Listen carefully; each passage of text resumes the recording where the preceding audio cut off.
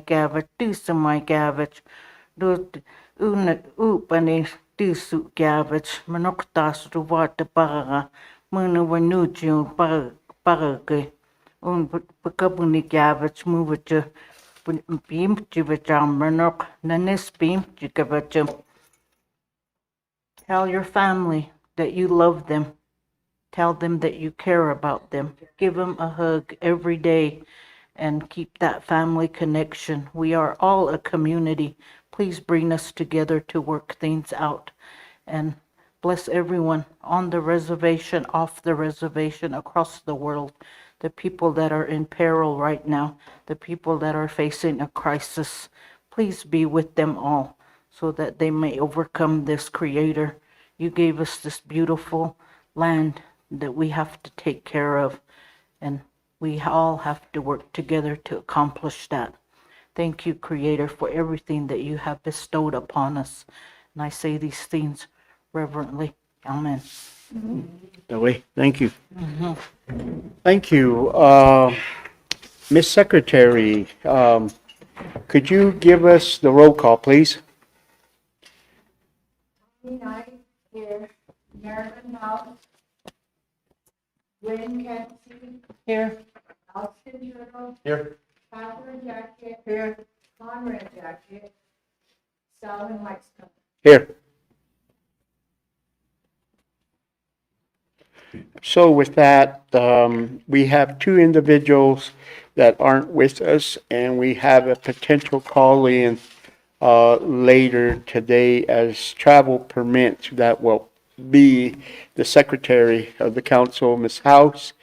The Treasurer, Jacket, has been excused due to his travel to take care of business in Oklahoma City, and he will be gone until Thursday or Friday, more likely Friday, to return back to us. So with the roll call, they're out of the 7 tribal council members, they are 5. And we have enough for a quorum to proceed with today's tribal council meeting. Tribal council members, before us, we have an agenda, and it doesn't look like it's a long agenda, but could you please review the agenda, add, delete any of the documents that are before us as well?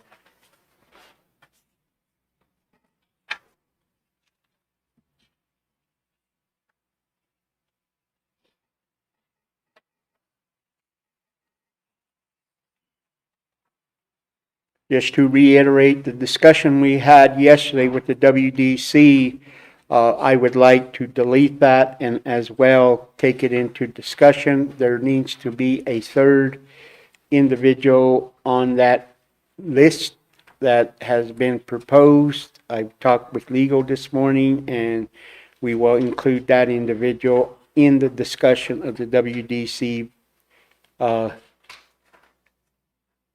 discussion.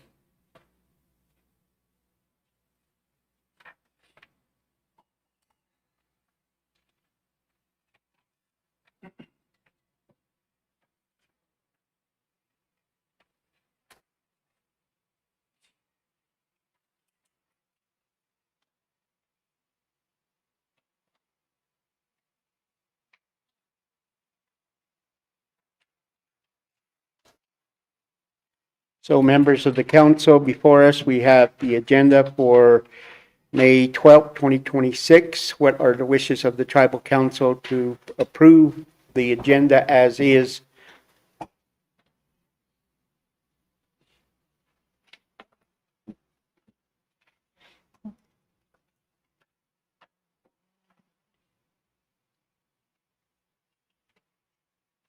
I motion to accept the agenda as is for Tuesday, May the 12th.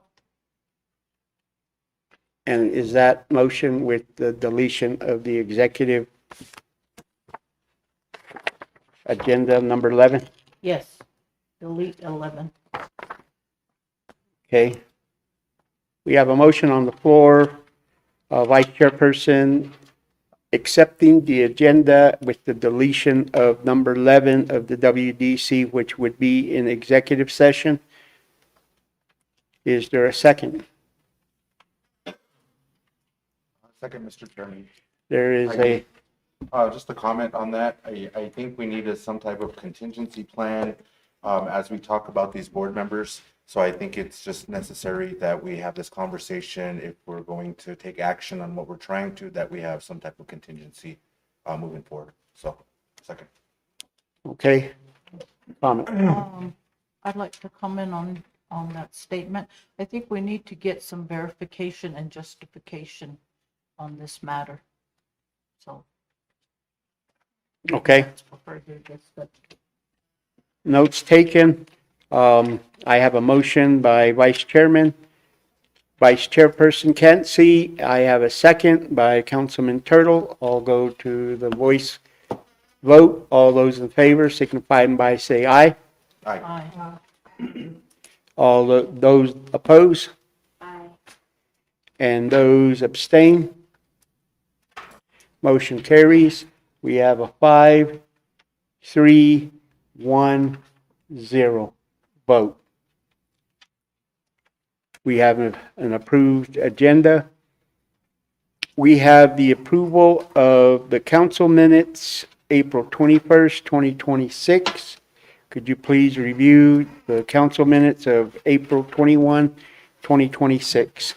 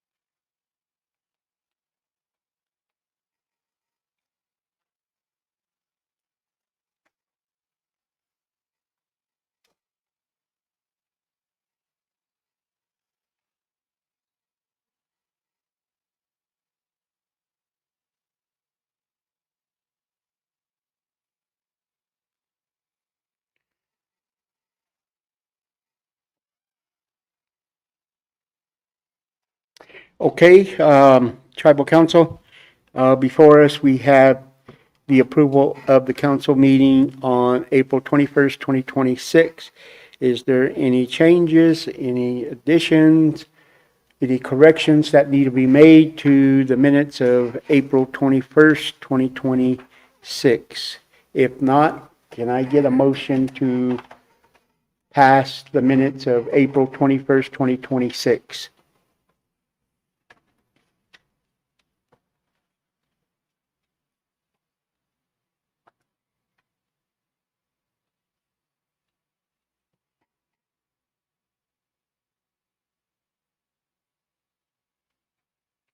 I motion to accept the minutes as written. Motion, Vice Chairperson, for the approval of the 4/21/26 council minutes.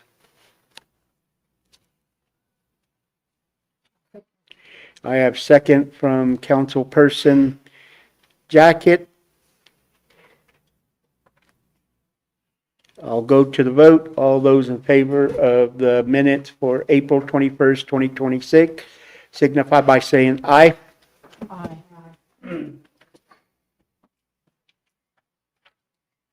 Those opposed? Abstention? Mr. Chairman. Abstain. I have a 2-2.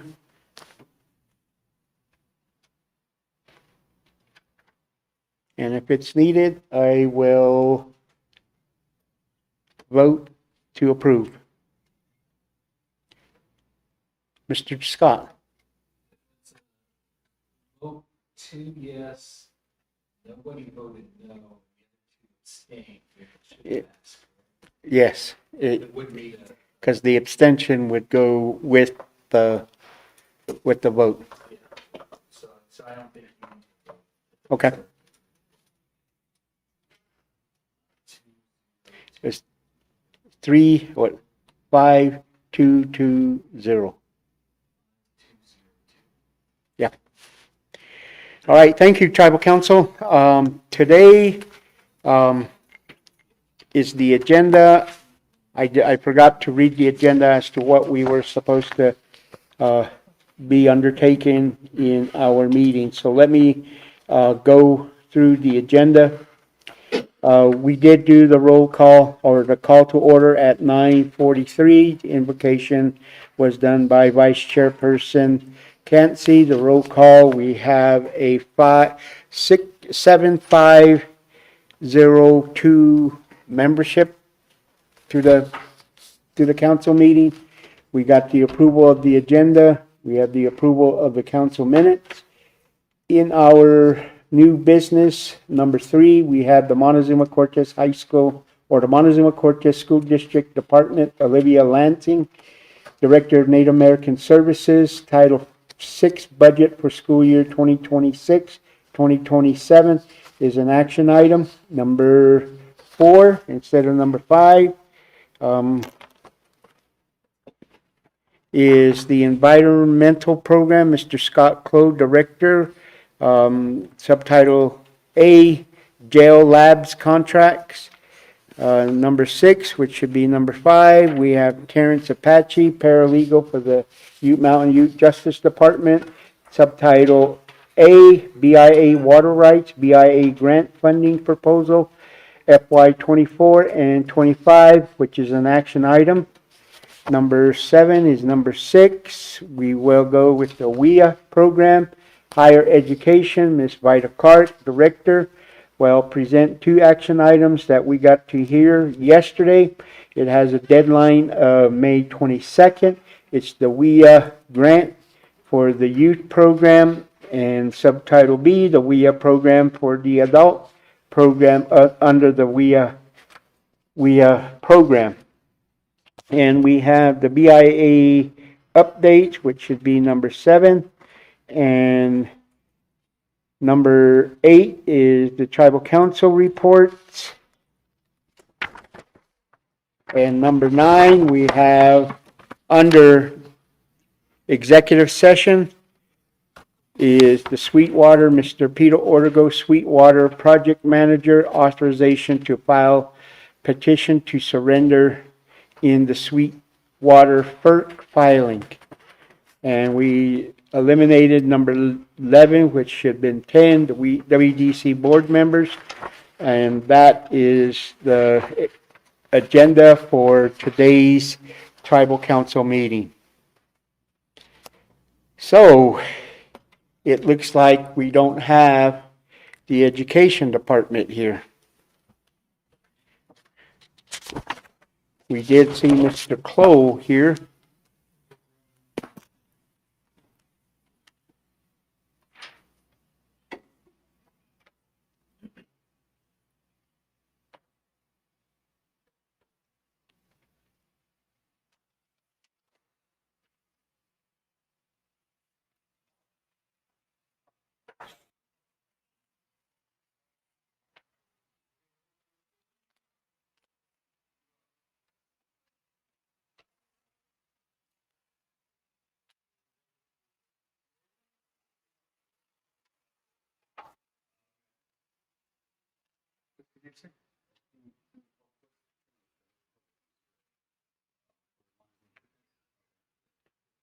So Dean's here, he's from Montezuma for this school this What is this for? What, It's for the Title VI federal program to just, I think maybe cover what the funding would go towards for the 26-27 school year.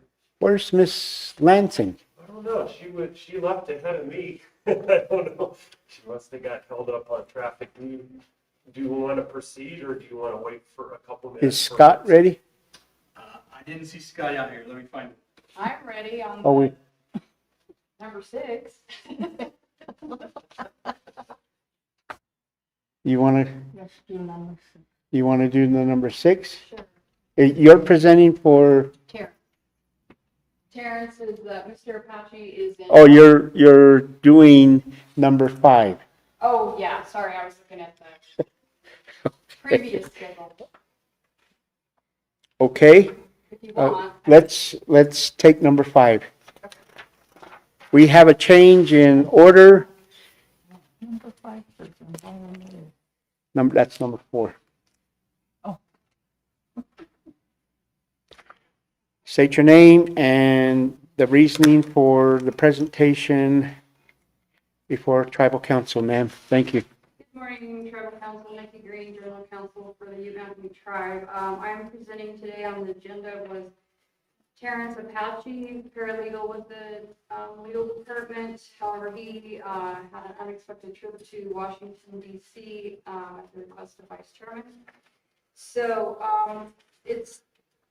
what comes before you today are 2 resolutions, and they are there's the VI grant funding that somehow got lost in the shuffle that when our acting superintendent came on board, she pointed out that we need to process this. So these 2 resolutions come before you. They are VI grant funding for attorney's fees to help with the water settlement issues. Well, water settlement and water development, I should say. And there's 2 because, again, there was 2 that were overlooked. 2020, there was a grant funding for 2025. Well, I'll go to 2024. It goes back to 2024. There's $50,000 to be allocated to the tribe for attorney's fees. And then the second resolution is for 2025 for $45,000 to be allocated for attorney's fees to help with the water settlement and water development. Water settlement in New Mexico, water development in New Mexico. Are there any questions, or would you like me to read the resolution? Please read the resolutions. Okay, I will start with 2024. And I will start with the third whereas. Whereas the tribe is participating in the San Juan General Stream in New Mexico in the litigation and is in need of financial resources to secure the services of attorneys, paralegals, experts, and subject experts and administrative assistants. Whereas the Bureau of Indian Affairs has announced that funding is available that could assist the tribe in securing the funding for the services needed, and the tribe has prepared the attached application for these funds. Whereas the tribe is requesting $50,000 for attorney's fees to secure the services of attorneys, paralegals, administrative assistants, and other necessary advisors. There is no match required for these funds. And whereas the action taken by this resolution is in the best interest of the tribe, now therefore be it resolved that the Tribal Council hereby approves the attached Bureau of Indian Affairs 2024 request for attorney's fees under PL 93-638 in New Mexico as part of the San Juan River General Stream adjudication.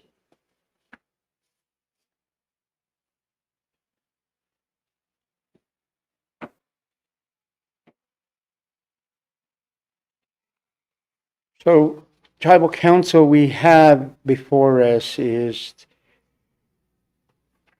the water rights, BIA water rights funding for FY '24 in the amount of $50,000. Is it $50,000 or 55,000? For the 2024, this one is 50,000. Or 50,000? What are the wishes of the tribal council? Questions, discussions? Chairman?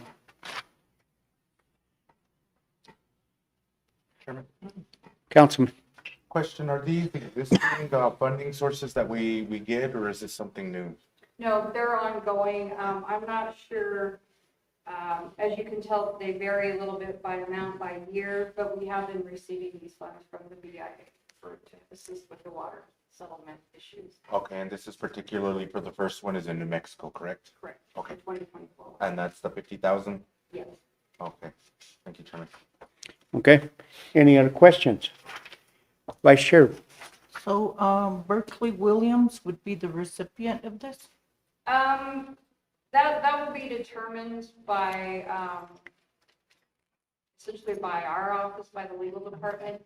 All the attorneys' bills come through, and then we, being myself and our office administrator, we monitor who's we're at on their contract and whatnot. Berkeley Williams Berkeley Williams would receive the 50, it will go into their funding because they are the New Mexico water settlement. So that is correct. But as far as, like, it won't just go to them. It comes to the tribe, it goes into the legal justice department's budget, and then we pay it out in accordance with invoices and in accordance with their contract. Thank you. Any other?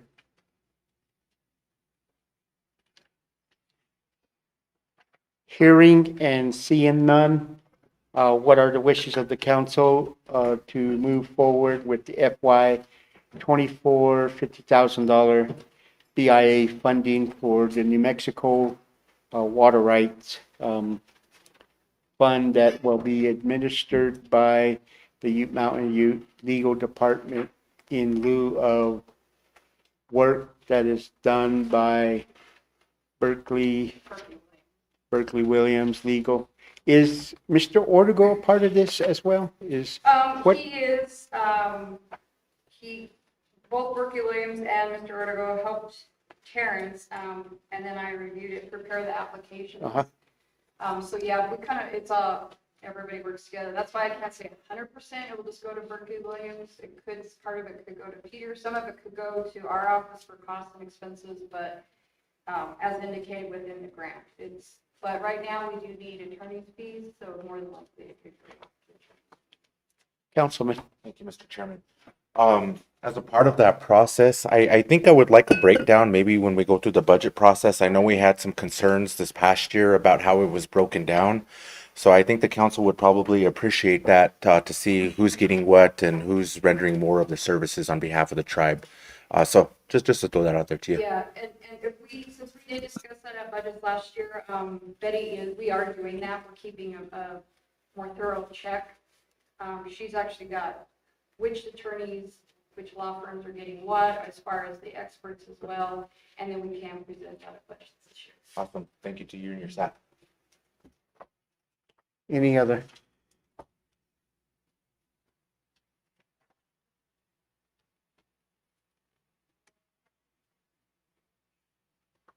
Okay. Again, Tribal Council, we have the budget request for FY '24 from the Justice Department in the BIA water rights. What are the wishes of the Tribal Council at this time? Chairman, I make motion to approve. Motion, Councilperson Knight. I'll second. I have a second. Vice Chairperson Clancy. Go to the voice vote. All those in favor? Aye. Aye. All those opposed? Those abstain? Motion passes. We have a 5-4-0-0. Thank you. Thank you, Tribal Council. The next resolution is similar. It's just the amount is different. This is for 2025 fees, and you want me to read the resolution? Yes. Starting with the third whereas, the tribe is participating in the San Juan General Stream in New Mexico litigation and is in need of financial resources to secure the services of attorneys, paralegals, subject experts, and administrative assistants. Whereas the Bureau of Indian Affairs has announced that funding is available that could assist the tribe in securing the funding for these services needed, and the tribe has prepared the attached application for these funds. Whereas the tribe is requesting $45,000 for attorney's fees to secure the services of attorneys, paralegals, administrative assistants, and other necessary advisors, and there is no match required for these funds. And whereas the action taken by this resolution is in the best interest of the tribe, now therefore be it resolved that the tribal council hereby approves the attached Bureau of Indian Affairs 2025 request for attorney's fees under Public Law 93-638 in New Mexico as part of the San Juan River Stream adjudication. Okay, Tribal Council, before us, we have another request from the BI through the BIA in the amount of $45,000 for FY '25. What are the wishes of the Tribal Council? Any questions, discussions?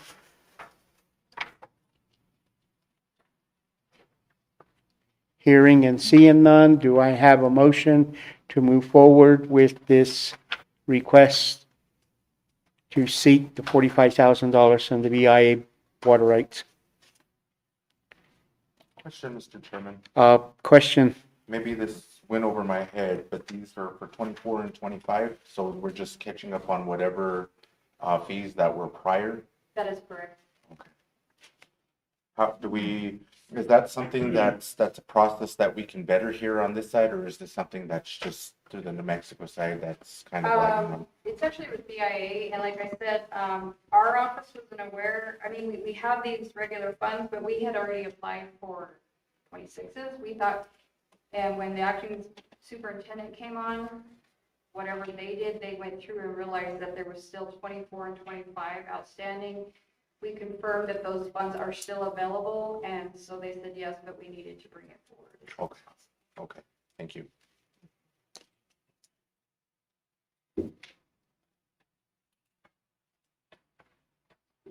so again, as a question, these two set of funding is going to the New Mexico water rights, the adjudication, the filing of water rights, other initiatives that we're doing with New Mexico, with the water attorneys that we have on board with the Ute Mountain Ute Tribe. Does that also include the other attorneys as well as Mr. Winder, Sam Winder, and others that are in that area realm? Yeah, it could include anybody that's working on the New Mexico water settlement. So as you indicated, Mr. Winder, who is our New Mexico signage, even the Aaron Wilson as the Yes. water engineer, any of those expenses can be included. We just, when we submit it for payment, we have to document where those funds, how those funds were paid out. And Okay. Great, thank you.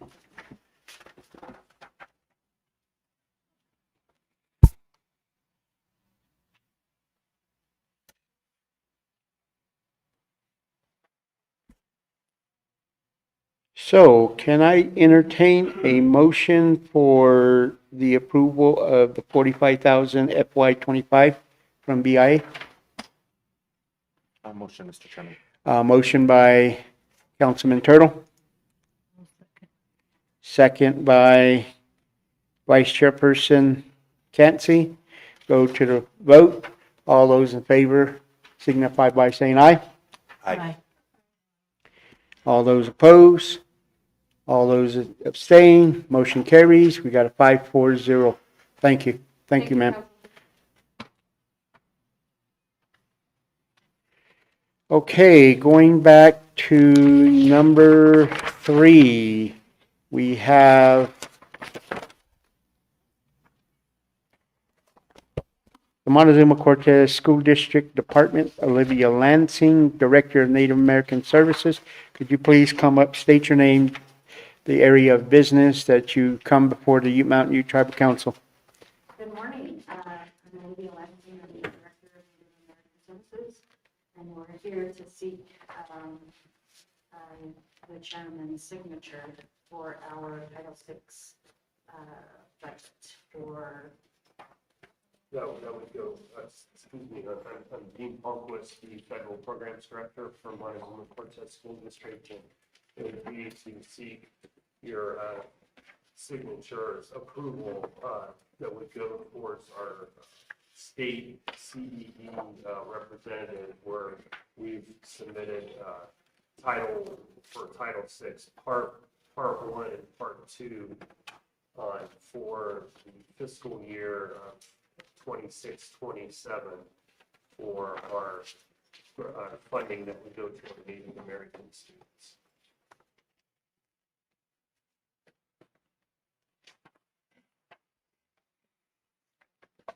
Question from the council.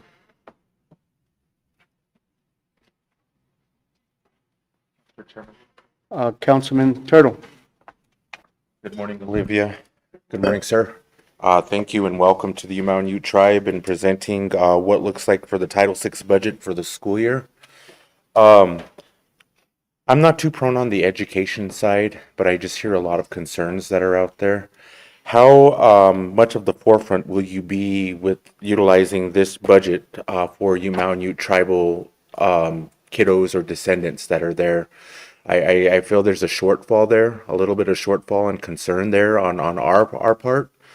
I would really like to see what that entails too. I think it's owed to the tribe and its members to see how the relationship could be better sustainable. The communication. I only say this because we've had our counterpartners over here on the Utah side that have been presenting in a number of series of meetings throughout the year. And I feel that Montezuma County could really take it up a notch. Particularly maybe the superintendent for the Montezuma School District. I think there's maybe some conversations, and again, with the funding that's there and other concerns that would bring us onto the same page. That's just one thing I'm seeing as one council member and the concerns from my constituents out there. Education is important and everybody deserves the same fitted opportunities as the next person. So I think there's a little more relationship, how would I say, enabling that we can continue to build off of, because I think it's owed to the tribe and its members. I mean, I just hear the concerns that are out there. And again, I'm just one council member that is voicing these concerns. Maybe it's something that I've missed. I don't know. But I think that communication lines could be a little more bounded and structured, especially with the school district. So just my concerns as one council member. Thank you. to address your question, the school district, we manage the Title VI from the Office of Indian Education, that's through the Colorado State. And then we do the federal grant of Impact Aid, which is our indigenous policy and procedures. So those are the only two federal grants that we manage. And so when it comes to that communication, those two separate entities, we tend to do quarterly meetings, and they're called a community support committee. That's what it's called. And so we have these collaborations between the building administrators from each of the schools, like the high school, the middle school, the elementary schools, Lewis, Areola, and also the superintendent is there, the executive district admin is there, and then Olivia Plott and Alicia Whitehead are invited. And so just recently, we've been adding Connie and Marilyn to our emails to be able to have them involved with those different modifications throughout the year. So that is mandated from the federal government for our impact aid. And so, but for Title VI, the portion of it is, it depends on the 506 forms that we collect. So that's the certificate of Indian blood.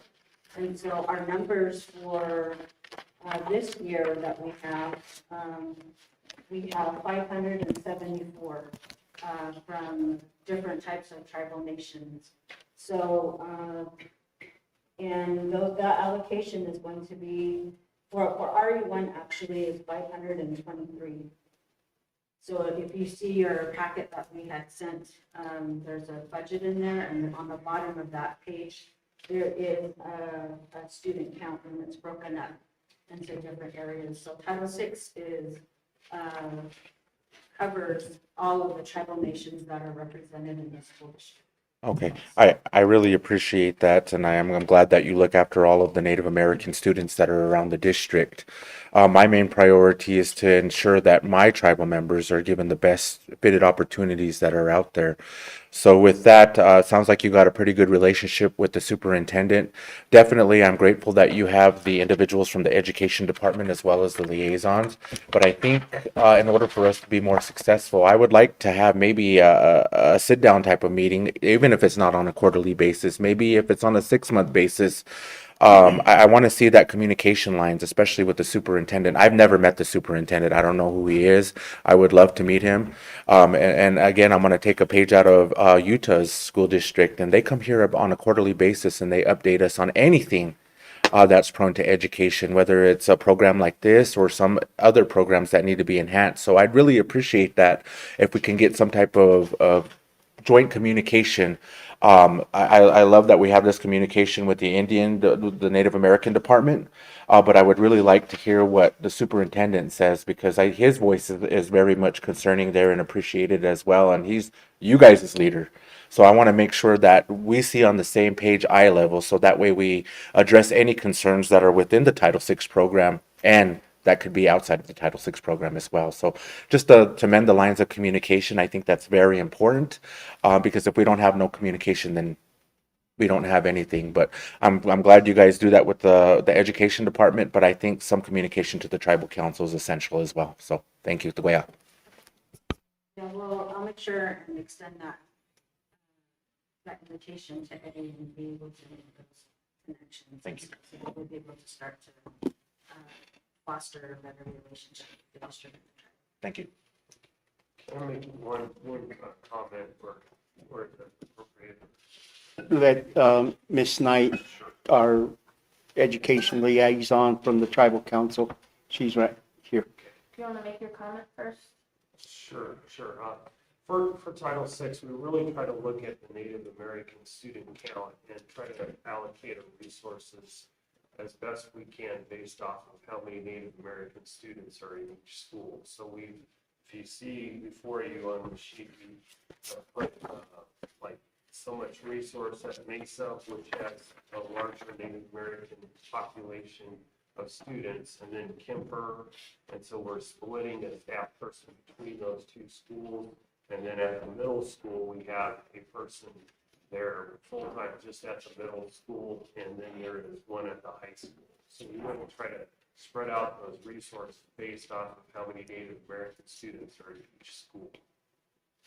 And then we just have a little bit of resource left for cultural activities, and that's about $500. So as you know, as we haven't had as much students, that count goes down, and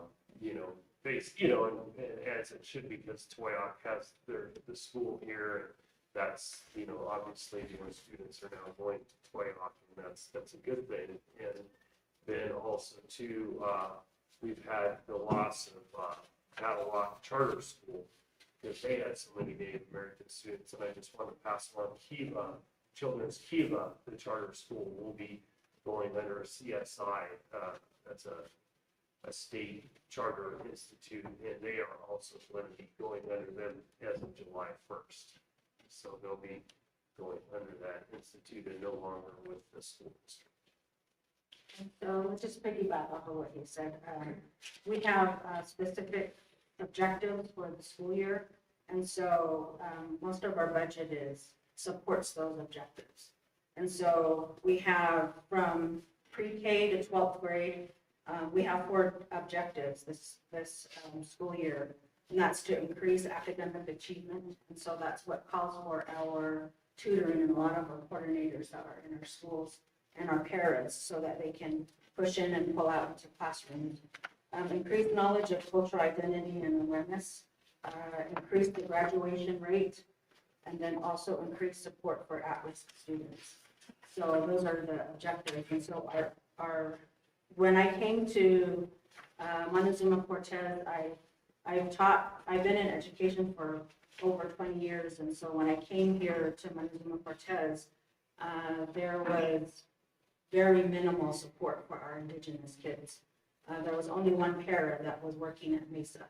And so now that we've got our objectives going, our Title VI, our Impact Aid, we have a Native American service team that serves the Indigenous communities throughout the district.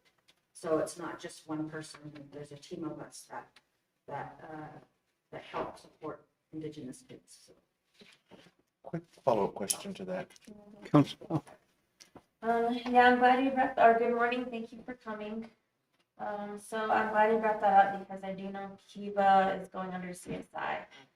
So you are still able to use your district money to Kiva for this new school year. Because it's in the budget. State that again, so. So Kiva, you said they're gonna go under CSI in July, but you do have them for the next school year. Yeah, So you're able to use the state funds with Kiva, even though they're under CSI, and not with the district anymore. so I'm gonna be totally transparent, so. It all depends on timing, like when we did part one, Kiva was still under us, so we get to count their student count, and I'm kind of gonna reference back to what happened in Babylon. They, because of the timing, they went to July 1st, they went under CSI. We'll actually get to use probably that student count to benefit our school district as well as schools, the other charters. So, And so those resources will go towards our school. It's just how it works with the federal government. And then next year, Kiva then will get those funds back. I'm just being so transparent. you can amend this budget later, once Kiva's not under. Correct, Okay. correct. I was a little surprised when this happened with Battle Rock. I thought those funds would go with the charter school. But because of the timing of when the application takes place, we get to use those funds for this next school year. Okay. Yeah. And who is gonna be teaching your native curriculum? Is it gonna be the teachers in the classrooms, or will you have a specific cultural para? We had an interviewee that had came in and we wanted to place her over at the high school. And so she works really well with ELD students, so English Language Development. And so she could use her skills in that way to be able to, bring in Indigenous students who need help with the English language. A lot of our tutoring services are focused on either ELA, which is English Language Arts, and then also science and math. And so, and she had cultural knowledge, and so she was a Navajo woman that was from New Mexico, but she had denied the offer. And so that's going to be opened back up to the coordinator at the high school to be able to step in and fill that spot. So we have been trying to make these different, offer some more cultural language teachings and languages and the heritage classes. But Montezuma Cortez, just to be frank, they don't offer enough money. Like, we don't compete with $80,000 a year and sign-in bonuses and stipends and housing and all of that. So we're usually left with whatever offers that are not taken up that pool of teachers that are there. So. And then my last question, because this is Indian education in the state of Colorado, there's only 2 federally recognized tribes. So the tribe and chairman is signing for all of the Native Americans. Do you guys get a support letter from Navajo Nation? Because I know majority of the students are Navajo. So the Title VI And the impact aid has to go to the nearest reservation that's in our school district. So that's Ute Mountain. So they're the ones that need to sign for us. So we can't go out to like New Mexico or Arizona to be able to get their certificate. Thank you. Councilman. Thank you. Thank you for that, and thank you for clarifying a lot of questions when it comes to this particular program that's here. So you mentioned 4 of the priorities, and those are confided in with you, Mountain, correct? As you said, you have to reach out? Yeah, it's the parents who have the voice. They're the ones that we go and we let them know about the modifications, what's happening in the schools. And so we have one vice president that's here, that's from this community, and she comes regularly. Her name is Tina Begay. And then we have 2 other mothers that are from Cortez area. And so they come in and I give announcements, I give what we're doing during the school district, and then we bring in get special guests. And so it tells about like different resources that our parents can lean towards for their students. We had, like, for instance, Varsity Tutors. It's a tutoring service that we had paid for in advance for one-on-one tutoring. There was High Desert Depot, there was the ESS department, there was even the Indian Education here. Tina Washington King came over. And those parents are the ones that have the voice. They're the ones that are steering the boat. And so before we had come here, we had a meeting. And so there was over about 11 parents and students that were in that meeting to be able to approve this budget so that we can move forward to seek the chairman's budget. So the parents are really the ones that really move this machine that we have. And we're just modifying each thing. Awesome. Well, that sounds really good. What is the participation? As you said, 11 parents that had participated. Yes. So It's been quite dismal, just like when I was teaching in Mesa, Arizona, there wasn't very many parents that would come to a parent-teacher conference. So it's the same, but we're trying to do everything to be able to invite them. Our last impact meeting, if you guys would like to come, is going to be over here at the Department of Ed. And we're having a potluck, and we offer a impact scholarship. And so there are 2 candidates that have turned in their application. And so the parents are going to be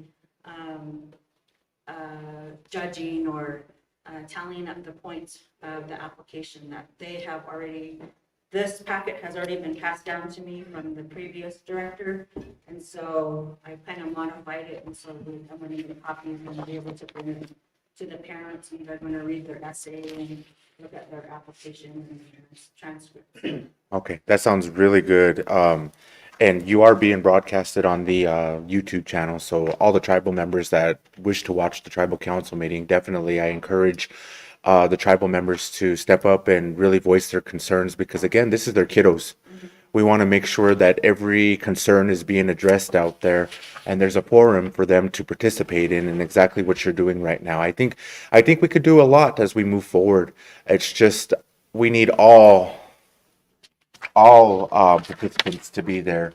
And that's why I made my comment earlier about superintendent, because I think he plays an essential role there too. So I think once we have all of this formulated right and we all start meeting on that regular basis, I think a lot of concerns could be suppressed and addressed in a good way on what you're trying to do, because our kiddos, our Native American kiddos, really need that. I remember when I was growing up in elementary school and middle school, how this was barely being devised.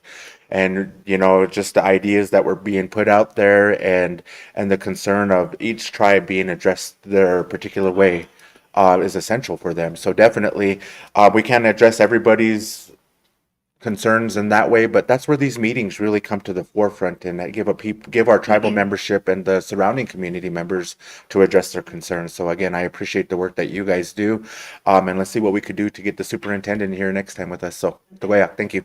Well, I wanted to mention too, with the Native American Parent Committee, not only do we have to get their, vote of approval for this budget, but also in the last 2 years, and Councilmember Knight probably knows this as well. about 2 years ago. Actually, any budget revision, like for the current year, that has to go now through the parent committee for approval before we then send that to the federal government for final, for their approval of the any budget revision. So that Native American Parent Committee definitely holds a lot of weight on what action we take as a school district. Good, thank you for that. And again, I'd really incline the parents of the kiddos to really come to these meetings and voice your concern because our voice is essential too, very essential. So I just want to make sure everybody, we're fitted that opportunity as well. So thank you. Thank you, Mr. Chairman. Thank you, Councilman. Vice Chairperson, and then Councilperson Knight. Okay. My question is about your Native American Parent Committee. What is the criteria to get on there? Are you voted in? Do you put in letter of interest, or how does that work? We usually have meetings every month except in December and March because it's Christmas break and spring break. And so a lot of the ones that are there, they have children they participate in events. And so it's usually open enrollment. It's like there's no criteria, just have to have, you can be a parent, you can be a grandparent. So don't confuse this with the IPC, the Indian Parent Committee through JOM. That's totally different. So IMPACT, the Native Parent Advisory Committee, is solely serves the whole Montezuma Cortez School District with Title VI. And so it could be anybody. It can be a parent, it can be a grandparent. We have several of our counselors who go there, or our coordinators that go there, and our paras that go there. Students, they sometimes come there too as well. And so it's really open enrollment, so they can come anytime. I'm glad that you mentioned grandparents because sometimes in the family setting, it's a multi-generational, and the grandparent is the person responsible for that child.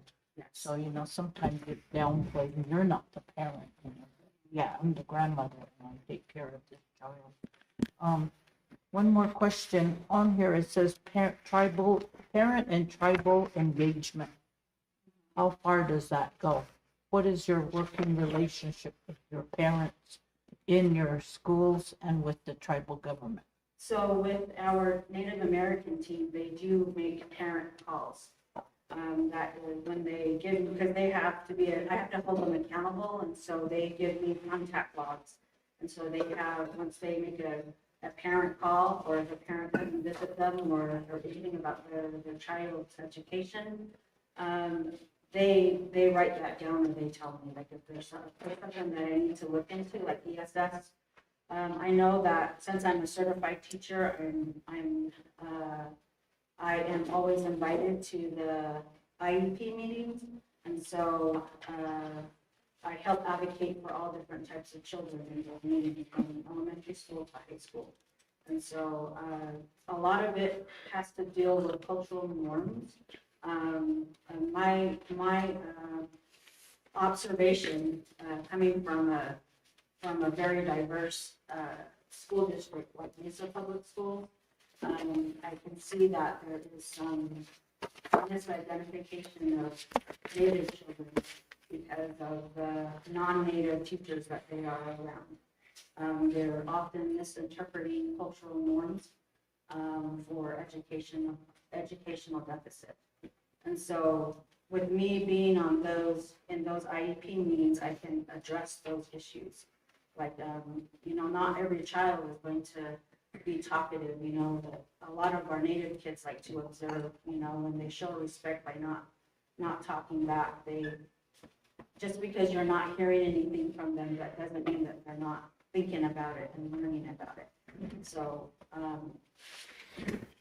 the tribal stuff that I do as a director, that comes with my visits with Georgina Owens, the Office of Indian Education through the CDE, and then also Catherine Redhorse at the Colorado Commission of Indian Affairs. So they have invited me to their quarterly meetings. So I've been to, since I started for Montezuma Cortez, I have been to those meetings. And so I stay involved in trying to advocate with all of the many resources that the state of Colorado has to offer. For the tribal, like here locally, I advocate for all of the 25 different nations that are represented in the school district. And so, but I would like to see a cultural language and heritage class. When I first came here, Jean Bramley was a teacher at the middle school that was able to do that class. She was from South Africa, but she was Caucasian. She's Caucasian and she has blue eyes, so, but she's really good at language and the 15 languages parts to be able to teach it. And she's taught in different parts of the world, so I would like to see more of that and to be able to have a district that's competitive with other districts like Central Consolidated and Gallup McKinley and even Salmon School District in Utah. But we just don't compete when it comes to teaching or paying our teachers. So One more question. Does any of the school staff, like the teachers, counselors, do they go through a cultural sensitivity? Since Yes. you mentioned the misidentification of some of the students. yes, there is what we call the Teachers Academy at the beginning of the school year. I know last year, not this past August, but the previous August, we had CDE come in and we had like the whole staff, even including like cooks and janitors that would come in because there's not very much Indigenous representation in our schools. I believe there's only myself as a certified teacher that holds a certified license, a highly certified teacher. I know that there are some Native teachers that are working on getting certified.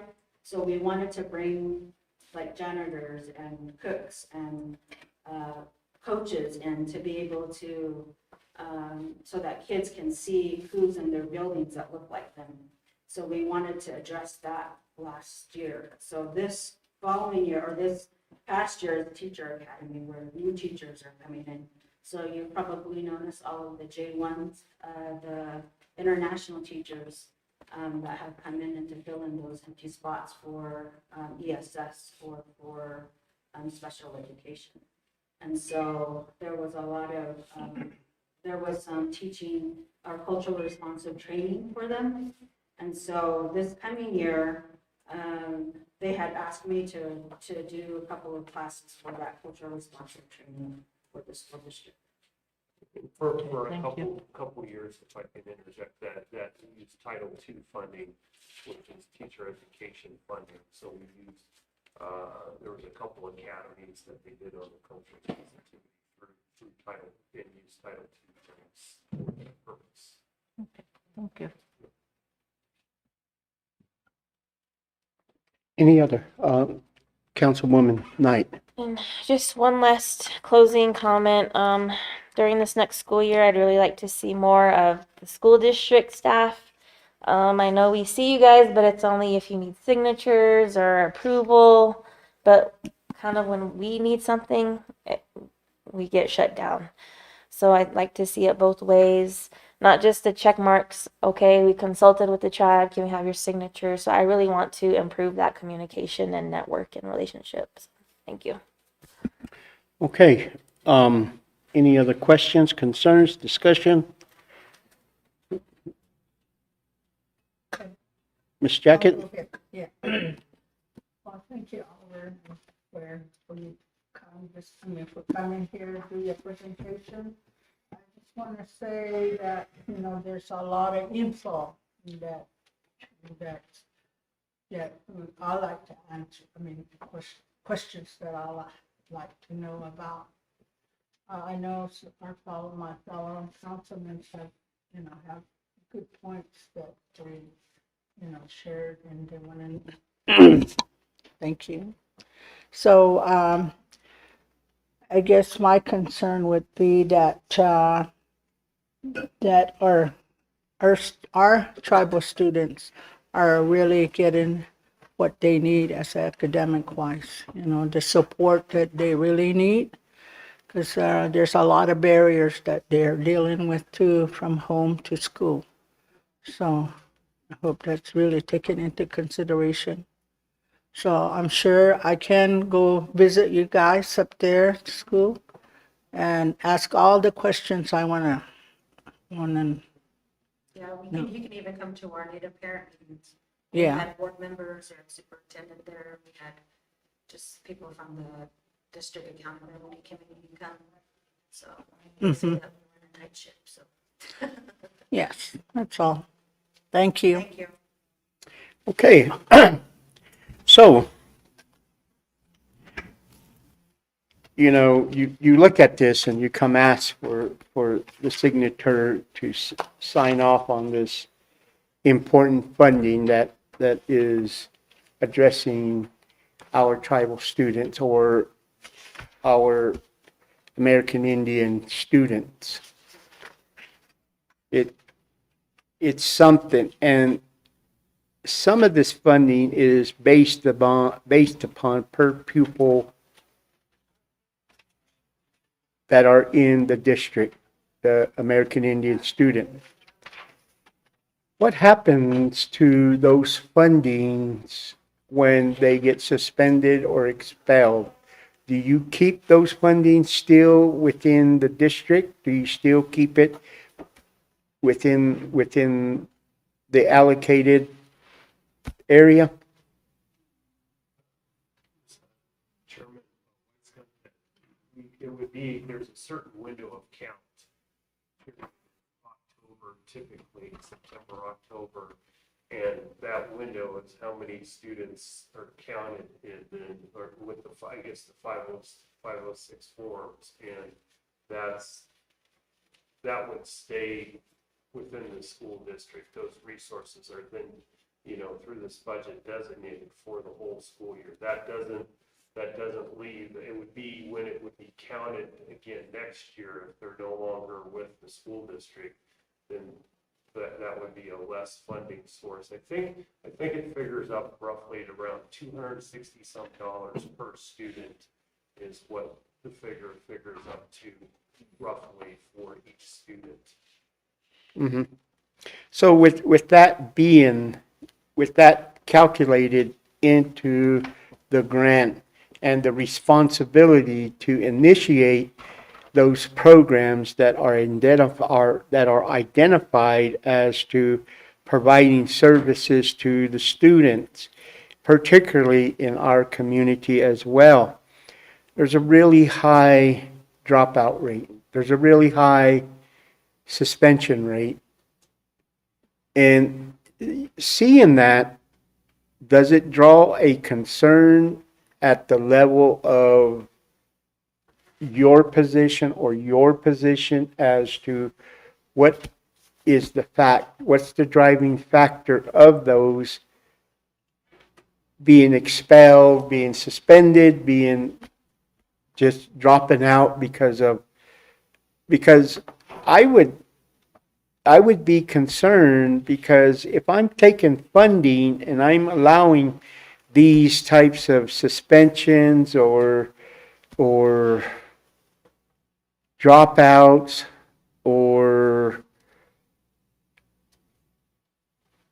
just being released from school, many years ago, and I'm going to go back even before you were even employed with RE1 school district, the both of you and members of some of the council here, is we questioned the district about that type of services from this tribal council, saying, what is it that you're doing with the funding that our students are no longer in that school?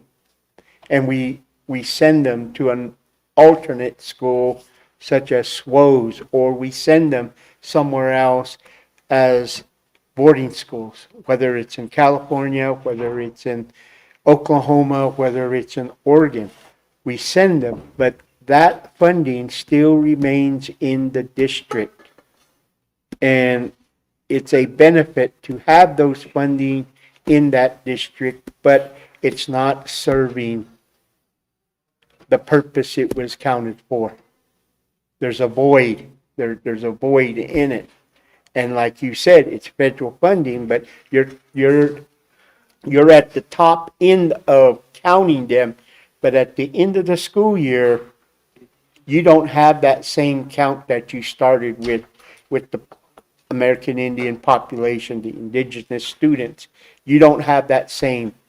So, in that sense, in reading this document here that you presented, and you checkboxed a lot of the agree we have participated in meaningful and timely discussion on each title under ESEA and have chosen to participate in the programs marked below. I think one of the biggest things that I see that's not being checkmarked is the prevention, intervention programs for children and youth who are neglected, delinquent, or at risk. That's one of our objectives. This in itself is a real critical component that our community, our students, our kiddos are faced with. Not all, but there is factors that are labeled or put in that stance, and it feels, and that's why the miscommunication, the mistrust from our community to the district is not at that high level that it should be. That's the realization of things. That's what's happening. And we can ignore it if we choose to ignore it, but the fact of the matter is that there are problems that are happening that are going and are being unmet at the level of RE1 school district. And we want a fair playing field to where our students are a priority. You know, it's a must. It absolutely has to be. All indigenous students that go through RE1 district. As my fellow council member, Mr. Turtle, indicated, the San Juan School District are a big partner to the Ute Mountain Ute tribe in developing curriculum and having ongoing conversation with the tribal council, with the tribal liaison people as to what is occurring in their school districts as well, coming to the community to have these ongoing meetings. The superintendent today was supposed to be here. We invited him, but he chose to take another course to go somewhere else. Even we gave him the 3-week notice. Then we have a District D representative that should be right along your side to be here to represent, because he's the representative of this district, but we haven't seen him from the day the election occurred to put him and to have him represent us, the Ute Mountain Ute people. His representation is about 75% Ute Mountain Ute reservation. And he's never come forth to present himself. We haven't even seen him since the day of the election.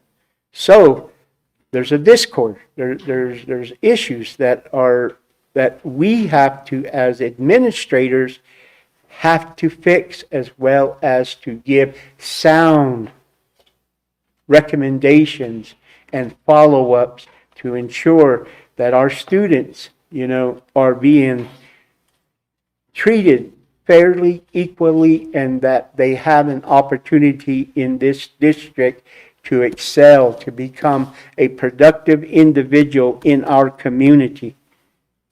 We hold that and we entrust the district to do that. And in my opinion, it hasn't even met that criteria. But we will continue to support, but at some time and point, that has to change for our students and our people here in this community to trust RE1 school district. So I see this as a turning point, and maybe we can at some point have that dialogue without having the Native American Advisory Committee, but having a meeting with the council, with the department, so that we can streamline the effectiveness of RE1 school districts. You mentioned tutoring. We have a problem. You have two different sets of tutoring components, one for American Indian students, and then you have one that is another tutoring program. Why is those two entities, those two students, segregated from participating in a one-size-fit-all tutoring program? I don't know. It falls back onto RE1 district. It falls back to the schools. It falls back to who? You know, so I'm not here to disencourage you. I'm here to say there needs to be more participation at all levels to address our people's education opportunities. We have 10 students that are going to be graduating from RE1 district this coming May 21st. Again, do they have that ability to excel in higher education? Then it goes back to the 3 levels of qualification. You got the Excel student that will receive an Excel diploma. Then you have a middle diploma for the middle type of student. Then you have the lower diploma that just gets them by as a pass-through through the system. And that's not fair to have that categorized 3 different diplomas, and no one is telling or talking about that as to, where do you see my students in this school? You know, so we have a lot of work to do, and I appreciate it, and I appreciate the council's comments and their advocacy as they sit with their committee appointments in the education, health, other programs that they're a part of. But the fact of the matter is, these are discussions that need to be addressed to the district, the school district, its superintendent.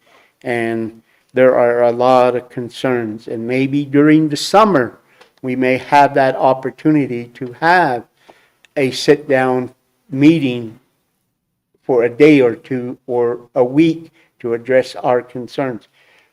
Ms. Cansey, Vice Chairperson, has received the same email that I have received for the state of Utah. They've invited her to an all-principal throughout the state of Utah workshop that is going to happen in Deer Valley for a whole week. The Principals Association of the state of Utah is hosting that and encouraging her to be a participant. That's how open they are with their education. So it's food for thought, and those are the comments that I have. I support the Title VI program, but there needs to be a lot of work in rendering and budgeting that maybe the government or the tribal liaisons of the council can be a part of. With that comment, what are the wishes of the tribal council at this time? I'd like to make one more comment. Vice Chairperson. Thank you for coming here. And as you can tell by the comments that were made by tribal council that are in this room today, we are very big advocates for education. We are very big advocates for the fairness of our children. And you know, we take it upon ourselves to do this job, but we need to be met halfway.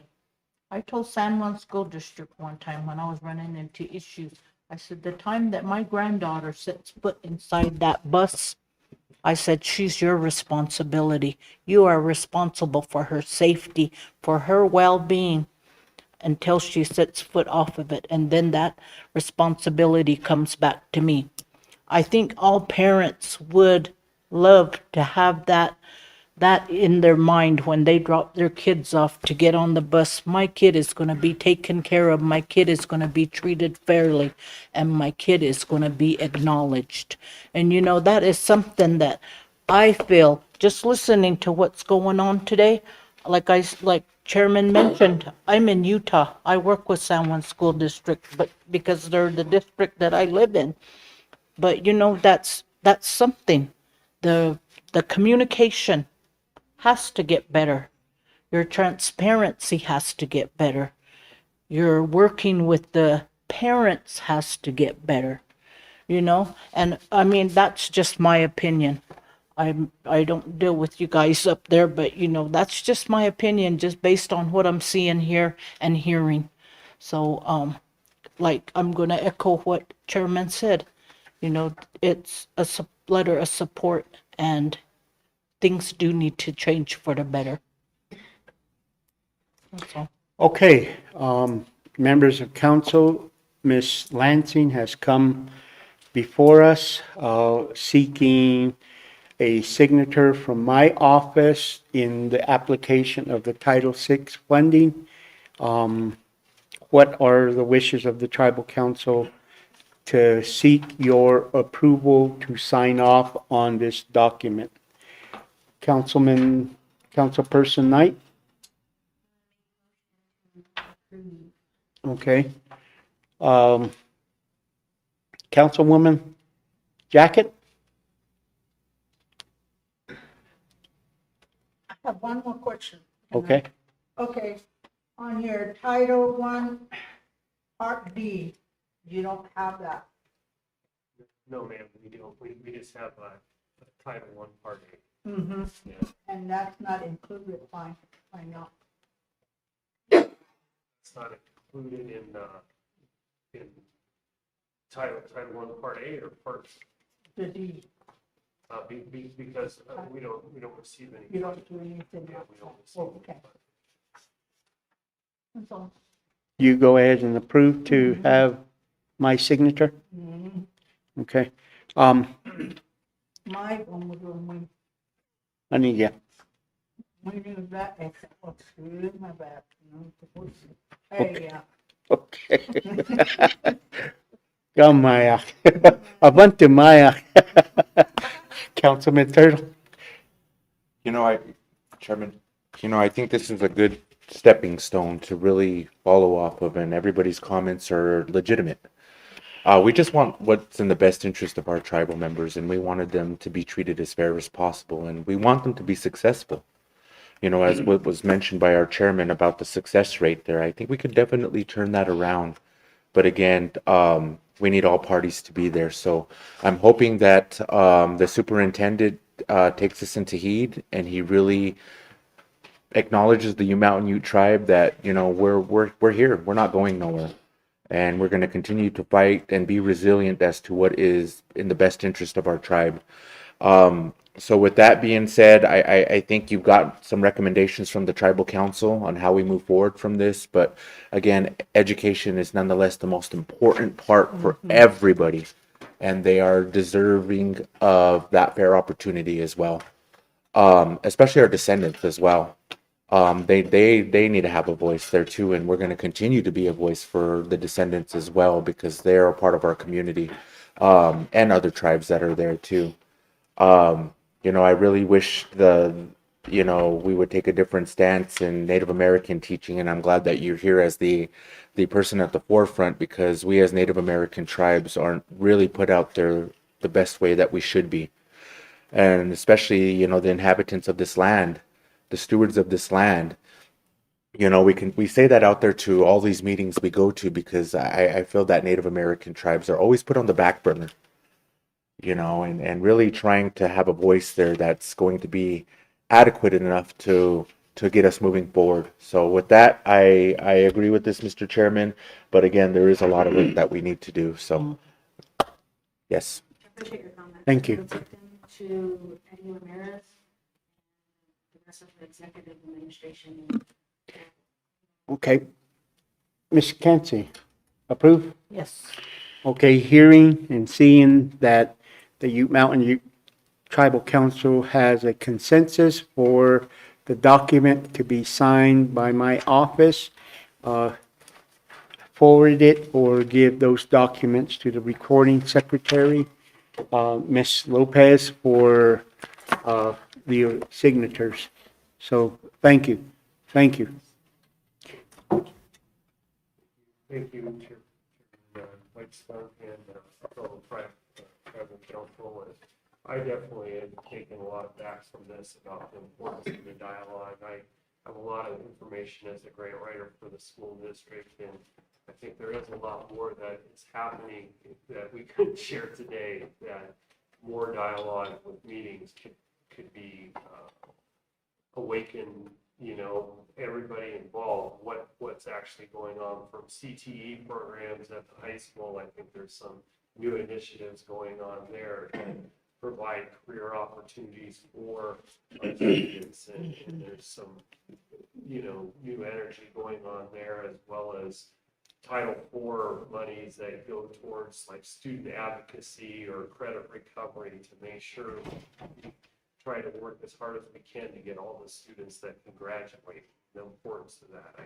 It's just, needing more dialogue to share with the tribal council what's going on and to receive their input on, other aspects like CTE program, for example. Is there anything that the tribal council would like to see as a part of those opportunities that are afforded to the high school students? So thank you very much. I thank you. Today, your comments, and we will definitely take this back to Mr. Ramirez. And the parting word I would have for Ms. Lansing is the support of the tribal council, which you come to seek. You also can seek many other support letters for the initiatives that have held you down from initiating within our E1 school district. If there's things that need to happen, that needs to be changed for the indigenous students that are in our E1 school district, don't hesitate to come before the tribal council and seek that support to enhance what you're doing. It could enhance the education opportunities for our students. It could enhance the quality of outlook of our students and the parents, the engagements that you state in your Native American Parent Council and other committees. Think outside the box. This council thinks outside the box, and it is a young council, but they're aggressive and they're energetic in getting results. And you as well, being that person in the Native American Indian studies, should do the very thing as well. So I appreciate it. I thank you, and good luck in your application. So thank you. So like for my chain of command, I usually go seek the Department of Education first, and then try to set up like through the tribal liaison and then the tribal council. So I can bypass those two and just come straight here. Is that what I'm saying? If you inform them and Okay, the communication, and okay. yes, I will do that. please. These are some excellent individuals that sit here that can make things happen, make it happen, okay? Thank you. Thank you. Next. Becky. Becky. Ben Paka. What is it? Paco. I'm just I'm just so bilingual. speak many languages. That's even changed. Chinese. Okay, Mr. Scott, introduce yourself and the program that you're coming before the tribal council, sir.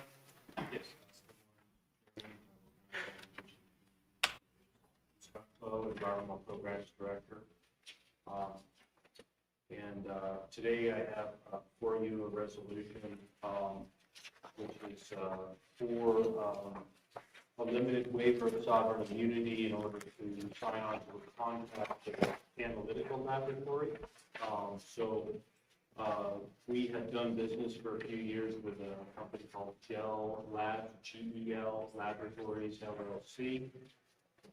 The services that they provide for us when we collect air samples in White Mesa, those samples are on the filter, and our staff collects those, sends them to a lab.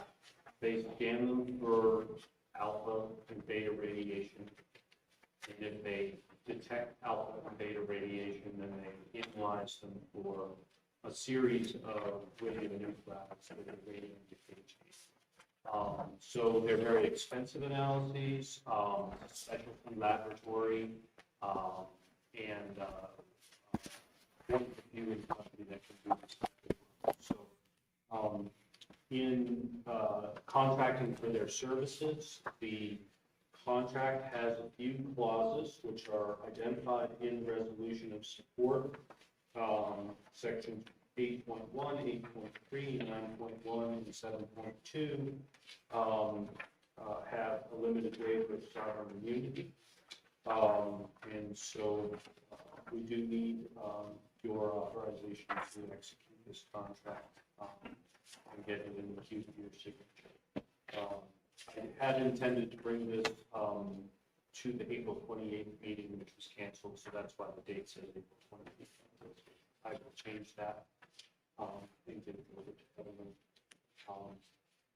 But it's pretty simple. Basically, in order to do business with this company, to acknowledge the clauses in the contract, which do have some limitations.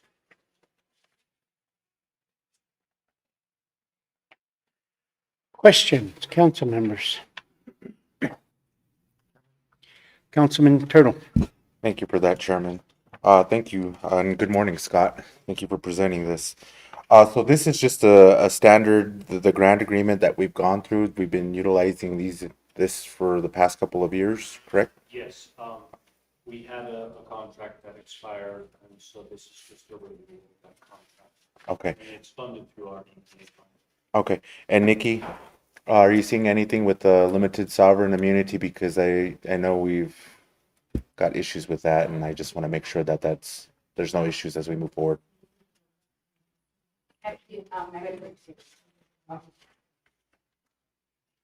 Nikki. What are you asking? It's just standard that you're seeing with the sovereign immunity. I know there's some challenges that we've gone through in the past, not particularly with these guys, but I just want to make sure that that pans out. Standard, the waiver of this limited waiver of sovereign immunity. Yeah, so if we go through, I'm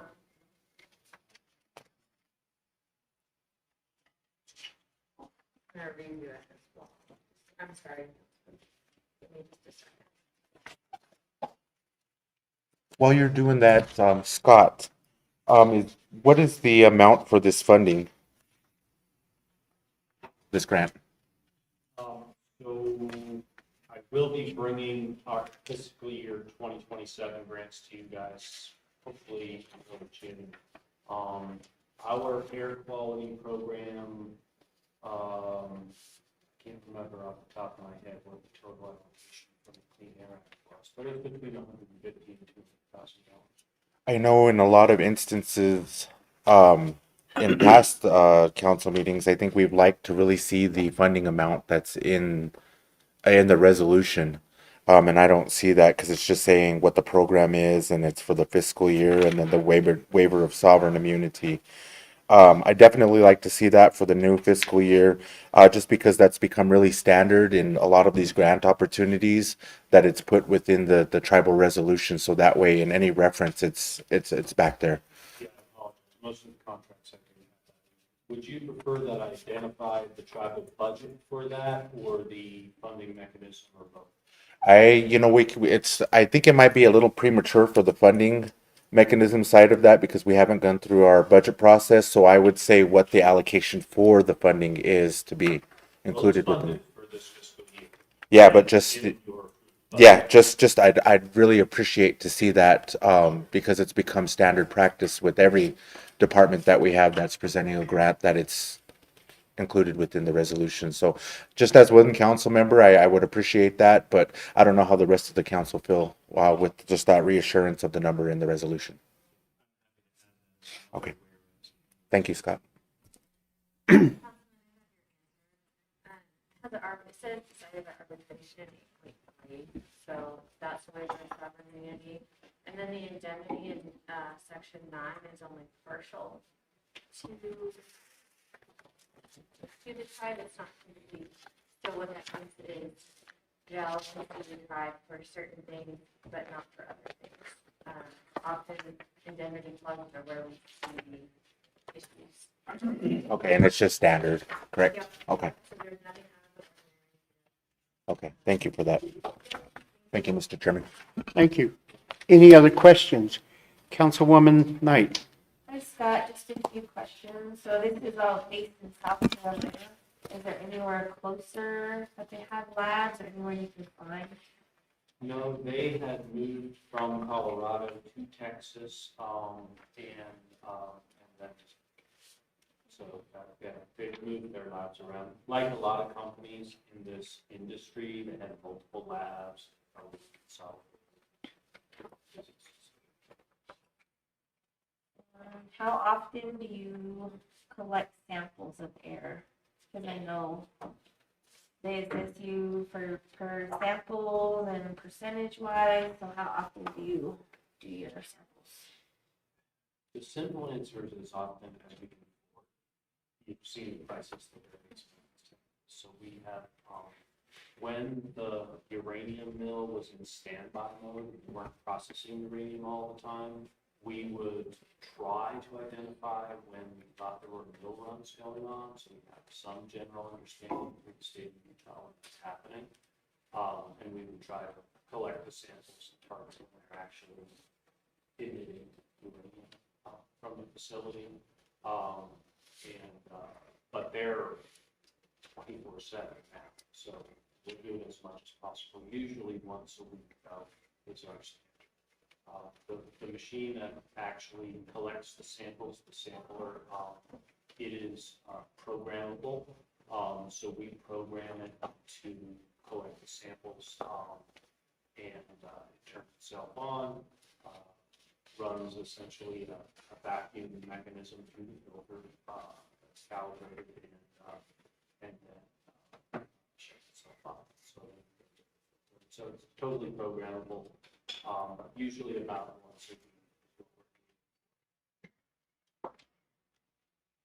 It adds up fast on the budget though with those prices, so kind of, yeah, we'll do the batches a lot. So we'll get like a month to 4 weeks. They don't expire. Some environmental samples are very sensitive, like we get water samples, some of them we have to run over the lab the same day. These, we have a little more flexibility, so we made some decisions that were more budget based than practical science. Vice Chair. Scott, good morning, I think. Good morning. In your packet, you have a invoice. What is that? It says 13,449.90. Is that for one testing, or what exactly is that invoice for? That is a batch of 10 samples. That is also, so every batch of 10 samples doesn't cost that 13,000. So the gross alpha, beta, and gamma scan, the first 2 line items we run on every sample. If they don't detect that, then we don't do the rest of it. So a batch of 10 samples might be on the order of $2,700 just for the scans. Or if they do detect some radiation in there on those samples, it may go up to 13,000 to test them all. Okay. So there's a range depending on what they find on those first screens. But yeah, it's very expensive. 10 samples, it's about $3,800 each. Okay, one more question. On the samples that you've taken out of White Mesa, have any of them passed, not passed the first three? Yes, yes, we have detected some alpha beta radiation. I don't think we've detected gamma above background. I'm not sure I can confirm that, but the actual radionuclide levels that we've measured after the initial scans are pretty much what is considered background radiation around White Mesa. We've had a few little spikes here and there, but nothing that's long-term that would be alarming for human health. But that's why we want them. And as you know, they're going in full overdrive mode now, so we're Yes. concerned about. Yeah, that's not good. So I lost my train of thought. Sorry. There's a meeting on the 18th, correct? Isn't that set? Is that set in stone? Yeah. Okay, Division of Waste Management Radiation Controls. Again, similar to the meeting you attended in January. that we had before. Okay. All right, thank you. I had emailed Adam Wingate, the person in this meeting. There is a lot of things going on at the mill now. They're trying to build a new circuit to process rare earth elements, obviously a pretty major need for our country. That involves potentially building 2 more tailings impoundments. And they discussed that at the meeting in January. None of that is on their website, publicly facing. For several years, Energy Fuels has had a proposal to build more conventional tailings impoundments. And that was tabled for a while, but that's coming back. There are implications with that. They'll have to fill up and close South Creek in order to build another conventional impoundment and put it in service per the Clean Air Act. None of that is on the website. There's a test plot for final reclamation design that came out of the last relicensing. Our friends at Grand Canyon Trust, after suing the state of Utah and Energy Fuels over Clean Air Act violations, had really pushed hard on reclamation standard designs that are more modern than what you see at, like if you've seen the Mexican had or Tuba City sites with big rock cover over it. They thought there was better technology than that. So when they issued the last full license renewal, they started a 7-year test plot on the corner of Cell 2, which is in front of reclamation. That 7 years ended in 2025, but the public doesn't know what's going on with that. So there's all kinds of these issues that they're not bringing them up. The public brings them up, they deflect, out on the website. So I sent the whole list to Adam. I said, what are we going to talk about at this meeting? You certainly can't cover all of the stuff in a couple hours. Actually have a conversation. He's refined the list, and at the top of that list is how we communicate. Because we really appreciated them coming out in January. That was the first. With the exception of a groundwater specific meeting we had in the executive meeting room there in La Mesa, probably 10 years ago. the division has never come to White Mesa until this year. So it's great that they're doing that. They're trying to open lines of communication. My concern is that if they are driving all of the subject matter on that, there's a whole lot of other stuff that really needs some attention. And how are we going to get there? We've narrowed the agenda, and at the top is like how the public and White Mesa community of the tribe overall communicate with them and share information in the process. So that's going to be the agenda. And then we anticipate some more meetings to address the other things. Of paramount time and importance is the groundwater permit, which has been in status of timely renewal now for a few years. It expired a few years ago, but Energy Fuels applied to have the permit renewed. The division has not had the capacity or made the capacity, I'll say, to undertake that process. And so the old permit just keeps going on. And we see this over and over again. The 10-year radioactive material license for that facility expired in 2007. It took the division 10 years to issue a 10-year permit. So Denison Mines actually became Energy Fuels, changed their name during that time. They got 20 years out of a 10-year permit. They're 8 years into a 5-year groundwater permit because the division is not doing what the division says is their job. And the Nuclear Regulatory Commission gives them straight A's on their report card. They're like, you're doing great. 20 years on a 10-year license? That doesn't seem great to me. So, yeah, the groundwater permit renewal, they say they're going to work on it this year. So, we'll see. Okay. Any other questions? Seeing and hearing any? Mr. Clow, can you read the resolution? Whereas the Constitution and bylaws of the Utah County Tribe approved June 6, 1940, is subsequently amended by the governing body of the Utah County Tribe, is the Utah County Tribal Council, and sets forth in Article 5 the powers of the Tribal Council exercising its resolution. Whereas the Tribal Council is responsible for protecting and promoting the best interests of the community and members of the tribe and the resources of the reservation. And whereas the Tribal Environmental Programs Department manages programs to protect human health and environment and enhance wildlife and habitat. And whereas the air quality programs contract with the new analytical laboratories and labs, co-suspended particulate samples from air monitoring stations.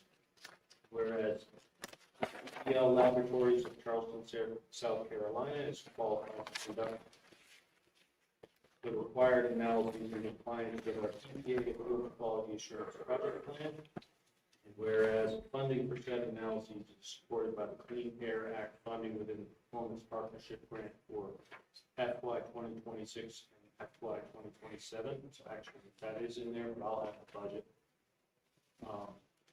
Whereas arbitration clauses of section 8.1 and 8.3 and the indemnity clause of section 9.1 and the credit terms in section 7.2 require a limited waiver of sovereign immunity. And whereas the tribe's air quality program with the Environmental Programs Department will be responsible for implementing the sample collection and bill payment processing for the tribe. Now, therefore, be it resolved that the Tribal Council is supportive of the contract services with GPL LLC. Be it further resolved that the Tribal Council expressly understands and approves a limited waiver of sovereign immunity for the contract for services with GEL Laboratories LLC. And be it finally resolved that the chairman of the Ute Mountain Ute Tribe is authorized to sign this resolution to take such further actions as may be necessary to carry out the intent of this resolution. So before us, Tribal Council, we have a resolution in reference to the contract with GEL Laboratories. What are the wishes of the Tribal Council? Mr. Chairman. Councilman Turtle. I think I heard you say that you were going to incorporate the funding amount in the resolution, correct? Yes, I can add that to the whereas that identifies the performance partnership. Okay, with that, Mr. Chairman, that was going to be my recommendation, but since you already said that, I will go ahead and motion. Okay, I have a motion, Councilman Turtle, for the approval of the contract with GEL Laboratories. Can I have a second? I have a second. Vice Chairman Clancy. I'll go to the vote. All those in favor of the GEL contract to provide air quality samples, signify by an aye. Aye. Okay. Those opposed, abstention, motion carries. I have a 5-4-0 approval of this contract, sir. Thank you very much for your support. Yes.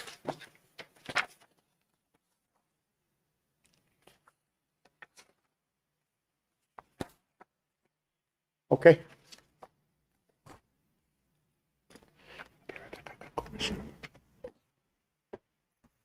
Okay, we have the WIA program, higher education, has been inserted as of yesterday to the agenda for its approval. And before us, we have the coordinator to the WIA program, Ms. Vida Clark, and her department director, Ms. Sherelle Lang. Could you please present and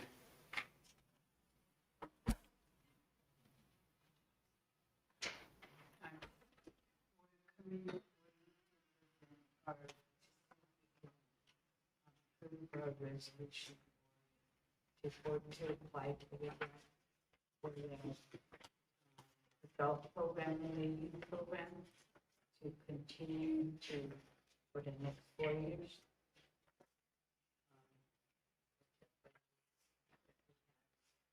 So that's what we're proposing with if it's 84922 for this adult program and 8 and 20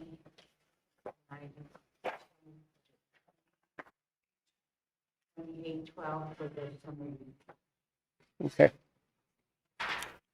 Members of council, we had this presentation yesterday in our staff meeting, our executive staff meeting. We went over the body of the grant itself, what is being considered for your approval is the funding of 2 programs. One is for the adult program. The second is for the student program. In the student program, it has the summer youth program component in that. And at 50%, at some degree, is going to be picked up by the Tawahi program to continue the program throughout the summer or for a particular time frame that has been indicated in the submittal and the presentation. So we are at this point. What are the wishes of the tribal council at this time? Mr. Chairman? Councilman Turtle. I'd like to just give a comment. I wasn't here yesterday Oh, within okay. with the conversation, but this seems like a really good program, the WIOA program, because it really is to transition. I would like to say our tribal members that are geared towards the day labor program, the temp worker program, and others that could be fitted that opportunity. I think we can see a lot of progress and a lot of advancement forward. I just think we have to be all on the same page with this. I think we can really revamp the day labor temp worker program and make more tribal members successful with more of a permanent job, and the skill set needed to be, how would I taught for them to be successful in those things.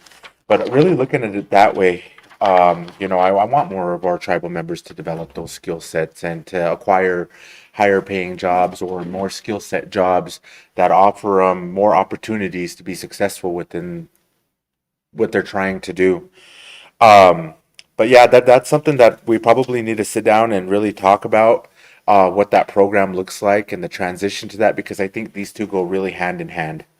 And I don't think what we're doing now is really um, acquiring that. I think we have a shortfall there.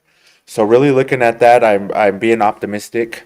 I want more and more of our tribal members to be more inclined with this, whether if they're trying to work in the tribal government or within the enterprises that are out there, or maybe even if they try to move off the reservation, but they have these skill sets that are here. So definitely looking at that. You guys have been doing a great job thus far. But that's just something that I'm seeing as one council member that I think could be a little more improving on that aspect there. But nonetheless, this is a beneficial program for our tribal members. And I really encourage the tribal members that are watching online that want to acquire these type of skill sets or trainings or even a different vision in what they're seeing in their lives to really implement this program or ask you guys questions about this. It might be beneficial for them. So, I just wanted to put those words of encouragement out there to the tribal membership and just encouraging you all to continue to do the job that you do and trying to get our tribal members situated in what they're trying to acquire in their lives. So, thank you. Thank you, Chairman. Thank you, Councilman Turtle. Any other discussions? Ms. Jacket? Thank you. Well, good morning, ladies. I wasn't here yesterday, so, but my concern is, like, I like to see more job training when you're placing it. I think that's really important. Maybe throughout that, how many weeks there are in this program, maybe within that period, we can latch on to some kind of training that will give them certificate or something. I think that's really important so that they have earned, when they get their training, then they can move on to another position or continue with whatever they started off with when they were in the program. Does that make sense? I don't see now, I kind of don't see that in placed in some of these adults in these training positions, these positions. It's just like they're just there. Maybe that's something that you really might want to monitor and see where, if this job site would really provide them and, approve them to go into training. Or maybe they might have something that they might offer. Does that make sense?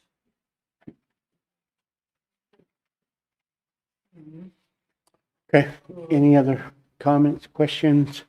As we've heard the presentation yesterday, given by the two individuals that's before us, what are the wishes of the tribal council?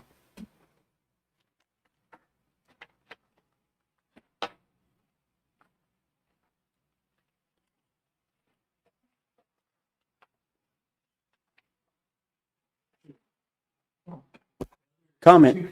There's two separate resolutions, so I don't know if you want to do one resolution first, and you, I think that's A, and then the whole resolution. So I don't know if you want to take two different votes on both resolutions, if you just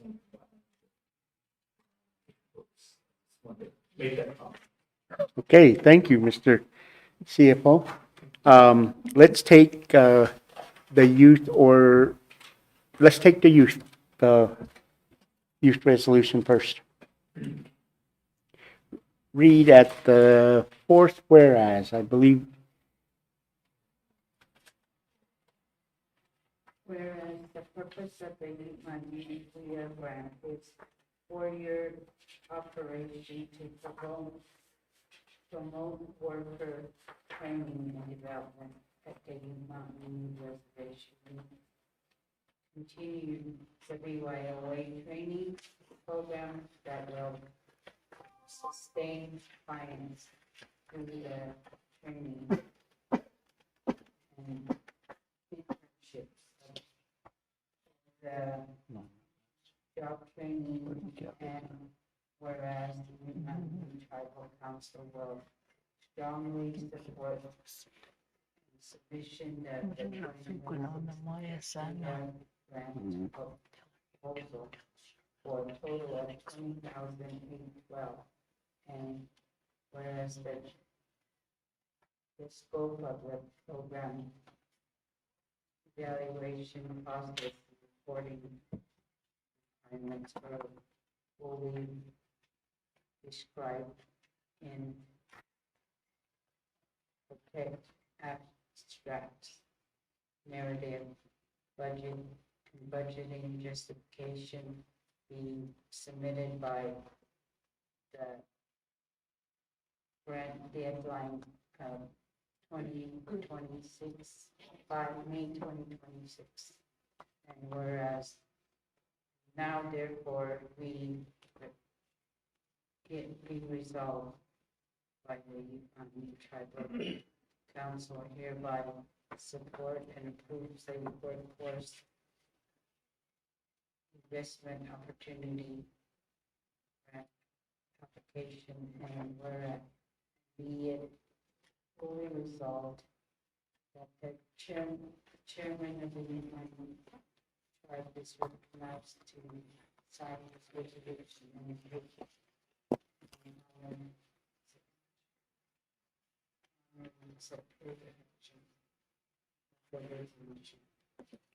Okay, well, before us, and I would appreciate it, Ms. Lang, if you can assist Ms. Clark in reading the next resolution, it would be appropriate for you to give her, that respect of her position on knowing that she's faced with some circumstances that may not give her that ability to read these documents or put more stress to her as to what she's going through as well. So I would appreciate that, and I feel that the tribal council would as well appreciate that you undertake the next resolution or any resolutions that this program we undertakes to be in that director for your program to support her in the many different areas. And we understand what she's going through, her limited access and what she's going through as well.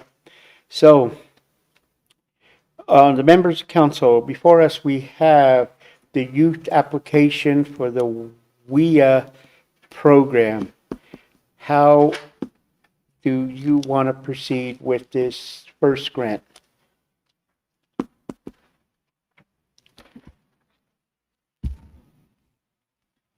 Chairman, I make motion to approve. Okay. WIOA youth grant proposal. Okay, I have a motion from Councilperson Knight to move forward with the motion for the WIA program, the youth portion of the grant. Can I get a second? I have a second from Councilwoman Jacket. I will go to the vote. All those in favor of the first grant that's being submitted, all those in favor, signify by saying aye. Aye. All those opposed, abstain, majority consensus. We have the approval of this grant. Thank you.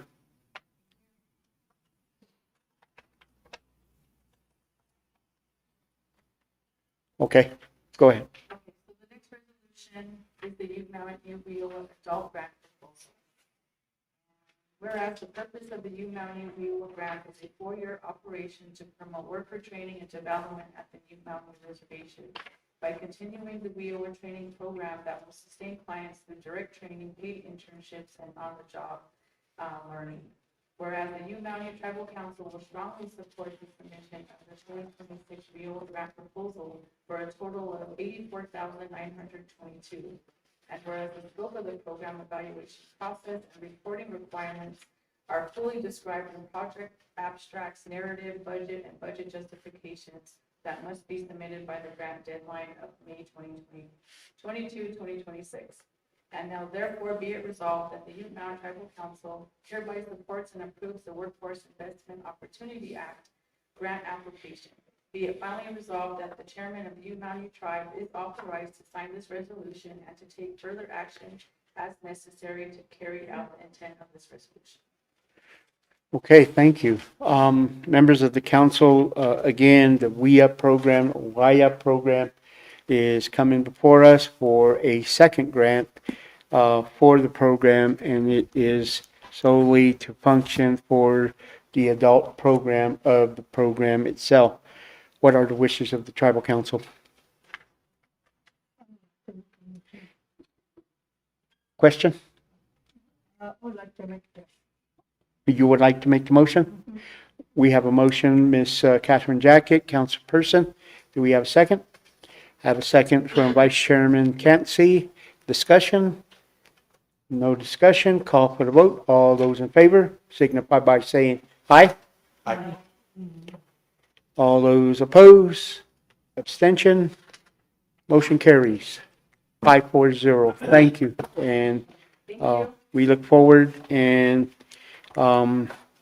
thank you for the work that you do, Ms. Clark. You've been an asset, as your husband had indicated, for the past 30 years that you devoted your time in the area that you work in and working with our education departments. And now that you're with the WIA program, we continue to support you and look at the endeavors for this program. As the council members have indicated that, improvements, but those improvements will come as you continue working in the program that is set forth in this program. So again, I thank you for your service and the department as well. Thank you, guys. Thank you.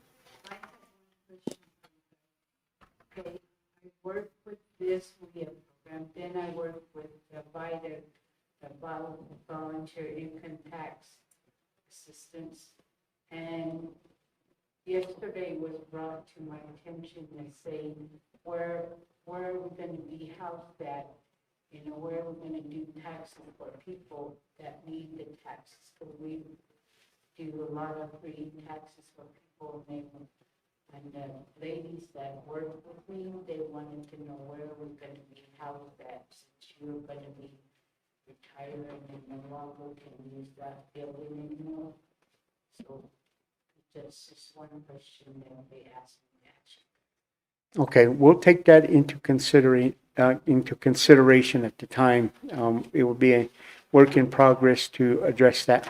Thank you for doing that work as well. We've had over 350 people come through that site. The way. Thank you. Okay. I was given a side note of communication by the vice chairman. Does the council wish to take lunch and then proceed, or do we want to go straight through with council?